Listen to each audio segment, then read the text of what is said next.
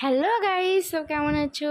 আর আশা করছি কিন্তু ভীষণ ভীষণ ভালো আছো। তো সকালবেলা দেখো আমরা বেরিয়ে পড়েছি পিও আর পিওর ঠাম্মি আর আমি মিলে বাজার করতে। তো সকালবেলা দেখতে পেলে একদম টিফিন টিফিন খেয়ে টেয়ে নিয়ে বেরিয়ে পড়েছিলাম বাজারেতে বাজার করবো বলে। তো অনেক অনেক অনেক বাজার এনেছি, মাছ মাংস থেকে শুরু করে সব সব নিয়ে এসেছি। তো চলো আস্তে আস্তে আমি সব দেখাবো তোমাদেরকে। আর এসেই দেখো আমি ঢুকে পড়েছি রান্নাঘরে, আর আমি বানাবো আজকে রান্না। তো আজ তো হলো বন্ধুরা রবিবার, আর রবিবারেতে জানোই প্রচুর প্রচুর স্পেশাল সব বাড়িতে প্রচুর রান্না হয়। তো আমি এখন কি বানাবো চলো তোমাদের সাথে সেটা সব শেয়ার করবো। আর আমি রান্নাঘরে চলে এসে এখন রান্না করতে, আর রাইস করব। এদিকে তাকে বানাবো ফ্রায়েড রাইস বানাবো, আর বানাবো হলো আলুর দম বানাবো, আর তার সাথে বানাবো চিকেন পকোড়া। তো এইটাই ভেবেছি শর্টকাটে বানাবো, কেন কি বাজারে গিয়েছিলাম বলে আর কি অনেকটাই দেরি হয়ে গেছে, বেলা হয়ে গেছে। তো দেখি কটার মধ্যে রান্নাটা শেষ করতে পারি, বুঝতে পারছি না। তো ঘরের কাজও পড়ে আছে। তো মোটামুটি আমরা টিফিনটা খেয়ে বেরিয়ে পড়েছিলাম, আর বাদবাকি বাসি কাজ তো আমার সকালবেলাতে হয়েই যায় তাড়াতাড়ি। তো 8টার মধ্যে তো আমাদের মোটামুটি 8:30 থেকে 9টার মধ্যে সব কাজটাই আমাদের বাড়ির সব কটাই মানে বাসি কাজ ঘর থেকে ঘরের সব হয়ে যায়। তো এদিকে দেখো আমি এই টেবিলটা পরিষ্কার করে নিলাম ফার্স্টে। আর টেবিলটা একদম পুরো অগোছানো আর কি ছিল, একদম পুরো অগোছানো হয়ে পড়েছিল। তো টেবিলটাকে পরিষ্কার করে নিলাম। আর এদিকে দেখো আমি রাইসের ভাতটা বসিয়ে দিয়েছিলাম, তো রাইসের ভাতটা তো আমার হয়ে গেছে। তো এই দেখো পুরো একদম ঝুরঝুরে হয়ে গেছে। তো এখানে আমি পাখা চালিয়ে দিয়েছি, আর পাখা চালিয়ে দিয়ে ভাতটাকে একটু আমি ঠান্ডা করতে দিয়ে দিলাম। তাতে কী হবে বলো তো, ভাতটা একদম সুন্দরভাবে ঝুরঝুরে ভাত হয়ে যাবে।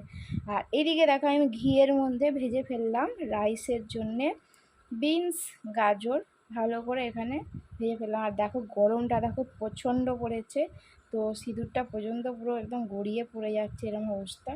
তো দেখো রাইসের আমার সব কিছু কাজু কিশমিশ থেকে শুরু করে সব ভাজা হয়ে গেছিলো। আর ভেজে নিয়ে দেখো আমি চালের সাথে একবারে ভালো করে মিশিয়ে দিলাম ভাতটার সাথে।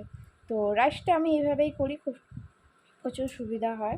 আর প্রিয় পাপা আমার কি করছে চলো একবার বাইরে গিয়ে দেখাচ্ছি তোমাকে।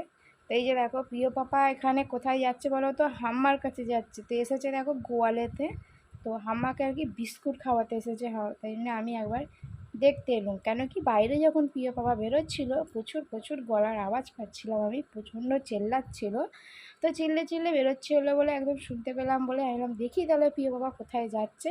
আর ওইদিকে কিন্তু আমি চিকেন বসিয়ে এসেছি।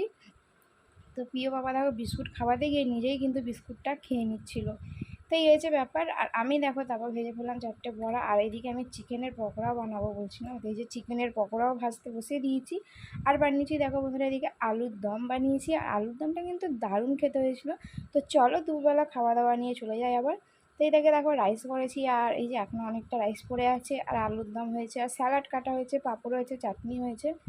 তো চলো দেখো গরমটা কত সেটা তোমাদের একবার দেখায়। তো এই যে আমি ভেজা দেখো সব চাদর সব দিকে ঝুলিয়ে দিয়েছি। তো ঘরটা তো ভীষণ ভীষণ গরম, আমার ঘরে তো আর এসি নেই, তো ভীষণ ভীষণ অসুবিধা হয়। তো দেখো আমি এইভাবে এসিটাকে মানে চাদর ভিজিয়ে আর কি এসি ঘর করে ফেলেছি। আর তারপর দেখো আমি চলে এসেছি একবারে বিকালবেলায় ছাদেতে। এসেই আমি আগে দেখো তরমুজ খেয়ে নিলাম একটু, আর তারপর দেখো প্রিয় এসছে মাসিমণি।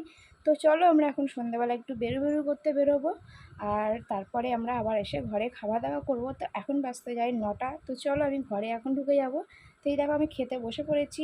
আর রাত্রে দেখো হয়েছে সিমই হয়েছে আর নানপুরি হয়েছে। তো এইগুলোই হবে রাত্রের খাবার। তো আশা করছি বন্ধুরা ভালো লেগেছে ভিডিওটা। চলো খেয়ে দিয়ে প্রিয়কে নিয়ে একটু রাস্তায় হাঁটবো। আর এখনের মতন বন্ধুরা গুড নাইট সব বন্ধুদেরকে।